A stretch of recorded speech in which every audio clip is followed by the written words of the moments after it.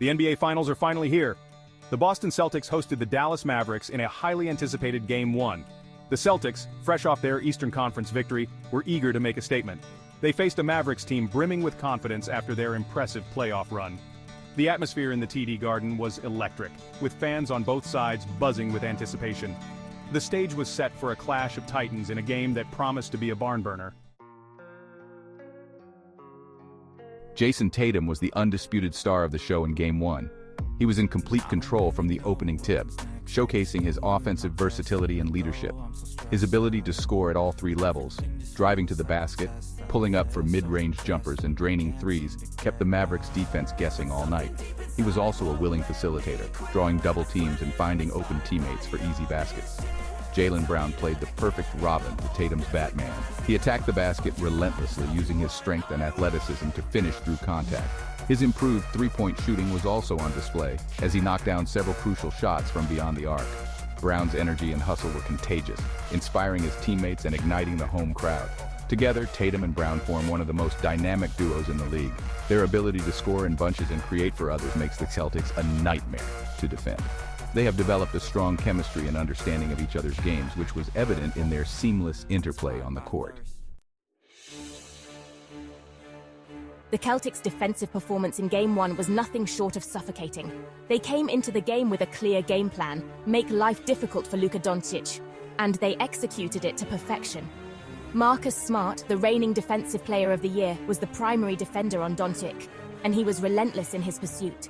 He picked him up full court, denying him the ball and forcing him into tough shots. The Celtics weren't content with just shutting down Doncic. They made life difficult for the entire Mavericks team. They played with a physicality and intensity that seemed to catch the Mavericks off guard. They were quick to rotate on defense, closing out on shooters and challenging every shot. They also did an excellent job on the boards, limiting the Mavericks to very few second-chance opportunities. The Celtics' defensive game plan was a masterclass in execution. They understood the importance of slowing down Doncic and forcing the Mavericks supporting cast to beat them. The Mavericks' offensive struggles in Game 1 were largely due to their inability to knock down shots. They shot a dismal percentage from the field, including a woeful performance from three-point range. The Celtics' defense deserves credit for making life difficult for the Mavericks' shooters, but Dallas also missed a number of open looks. They seemed to be pressing at times, perhaps feeling the pressure of the moment. Reggie Bullock, one of the Mavericks' most reliable three-point shooters, had an uncharacteristically quiet night. He couldn't get his shot to fall, and his struggles seemed to affect the rest of the team. The Mavericks rely heavily on their three-point shooting to open up driving lanes for Doncic and create space for their offense. When their shots aren't falling, their offense becomes much easier to defend. The Mavericks need to find a way to get their offense back on track. They need to move the ball more effectively and create better scoring opportunities for their shooters. They also need to be more aggressive in attacking the basket and getting to the free throw line. Relying solely on Doncic's heroics won't be enough against the Celtics team that is firing on all cylinders. Doncic, despite facing constant double teams and physicality from the Celtics defenders, still managed to make an impact as a playmaker. The Celtics drew first blood in the NBA Finals, but the series is far from over. The Mavericks are a resilient team with a superstar in Luka Doncic. They will undoubtedly make adjustments and come out with a sense of urgency in Game 2.